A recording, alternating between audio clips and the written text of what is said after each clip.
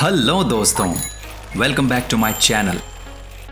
पिछले वीडियो में आपने प्रेजेंट इंडेफिनिट टेंस के बारे में जाना और मैं ये मानकर चल रहा हूँ कि आपको उस टेंस की हेल्पिंग वर्ब, मेन वर्ब और हिंदी एंडिंग्स अच्छे से याद है। आज के वीडियो में आप प्रेजेंट कंटिन्यूअस टेंस के बारे में जानेंगे, तो कस लीजिए अपनी कमर और दिल थाम के वीडियो को ध्यान से और धैर्य से अंत तक पूरा देखें।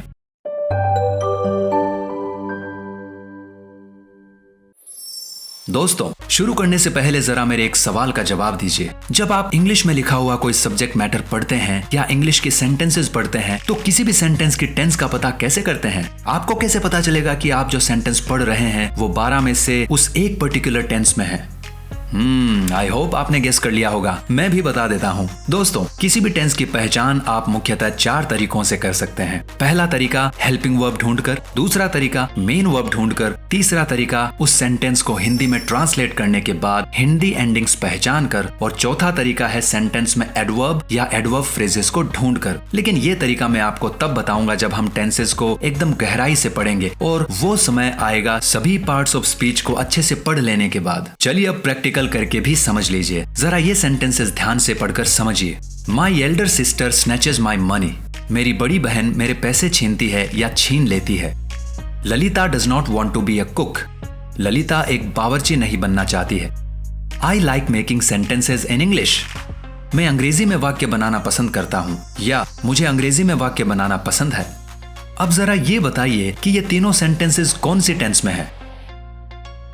पता लगा? चलिए पहला तरीका इस्तेमाल करते हैं। इन तीनों सेंटेंसेस में अब जरा हेल्पिंग वर्ब ढूंढिए। पहली और तीसरी सेंटेंसेस में हेल्पिंग वर्ब्स नहीं है, लेकिन दूसरी सेंटेंस में डज हेल्पिंग वर्ब का प्रयोग हुआ है। तो अब जरा बताइए कि दूसरी सेंटेंस किस टेंस में है? हाँ, प्रेजेंट इंडेफिनिट टेंस में, जो आप पिछले वीडियो में पढ़ चुके हैं। प्रेजेंट इंडेफिनिट टेंस में हम डू और डज हेल्पिंग वर्ब्स का प्रयोग करते हैं। चलिए अब दूसरा तरीका इस्तेमाल करते हैं। पहली और तीसरी सेंटेंसेस में हेल्पिंग वर्ब्स तो नहीं है, लेकिन सिर्फ मेन वर्ब की फर्स्ट फॉर्म है। और बिना हेल्पिंग वर्ब्स के मेन वर्ब की फर्स्ट फॉर्म कौन सी टेंस में प्रयोग की जाती है? हाँ, प्रेजेंट इंडेफिनिट टेंस में, जो आप पिछले वीडियो में पढ़ चुके हैं। प्रेजेंट इंडेफिनिट टेंस में ही हम मेन वर्ब की फर्स्ट फॉर्म का प्रयोग करते हैं। चलिए मान लेते हैं आपको हेल्पिंग वर्ब्स और मेन वर्ब दोनों ही याद नहीं है, तो ऐसे में आप टेंस की पहचान कैसे करेंगे? हिंदी एंडिंग्स। हाँ, आपको उस सेंटेंस का हिंदी में अनुवाद करके देखना पड़ेगा, तभी तो आपको उस सेंटेंस की हिंदी एंडिंग्स का पता चलेगा। तो जरा अब इन सेंटेंसेस की हिंदी एंडिंग्स को देखकर बताइए कि इनमें कौन सी टेंस है। हाँ, इन तीनों में प्रेजेंट इंडेफिनिट टेंस है, क्योंकि ता है, ती है जैसी Hindi endings present indefinite tense में ही आती है। मैं उम्मीद करता हूँ कि इन तीनों तरीकों का प्रयोग करके आप किसी भी सेंटेंस की टेंस का पता कर सकते हैं। बस याद रहे कि ऐसा कर सकने के लिए आपको सभी तरह की हेल्पिंग वर्ब्स, मेन वर्ब्स और हिंदी एंडिंग्स याद रखनी पड़ेगी। तो अब समझ गए ना कि ये तीनों चीजें इंग्लिश को सीखने के लिए कितनी इंपॉर्टेंट है। चलिए अब अगली टेंस सीखने का समय है। 4 प्रेजेंट टेंसेस में से दूसरे नंबर की टेंस का नाम है प्रेजेंट कंटिन्यूअस टेंस। इस टेंस में हेल्पिंग वर्ब्स के रूप में इज, एम, आर का प्रयोग किया जाता है, और मेन वर्ब की फर्स्ट फॉर्म के साथ आईएनजी का प्रयोग किया जाता है। एम को सिंगुलर माना जाता है, इसलिए इसका प्रयोग आई प्रोनाउन के साथ किया जाता है। इज को भी सिंगुलर माना जाता है, इसलिए इसका प्रयोग ही, शी, इट प्रोनाउंस और अन्य सिंगुलर सब्जेक्ट्स के साथ किया जाता है। और आर को प्लूरल माना जाता है, इसीलिए इसका प्रयोग यू, वी, दे प्रोनाउंस और अन्य प्लूरल सब्जेक्ट्स के साथ किया जाता है। इस टेंस की हिंदी पहचान होती है रहा है, रही है, रहे हो, रहे हैं, रहा हूं और रही हूं। अब जरा ये एग्जांपल्स ध्यान से समझें।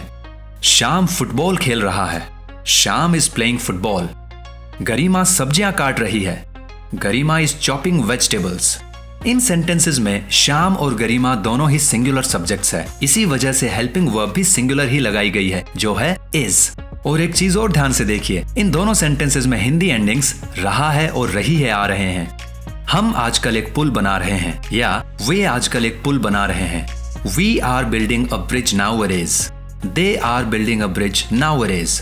इस सेंटेंस में सब्जेक्ट प्लूरल है, यानी कि बहुवचन है, और इसीलिए हेल्पिंग वर्ब भी हमने प्लूरल ही लगाई है, जो है आर। मैं गाने गा रहा हूँ। I am singing songs.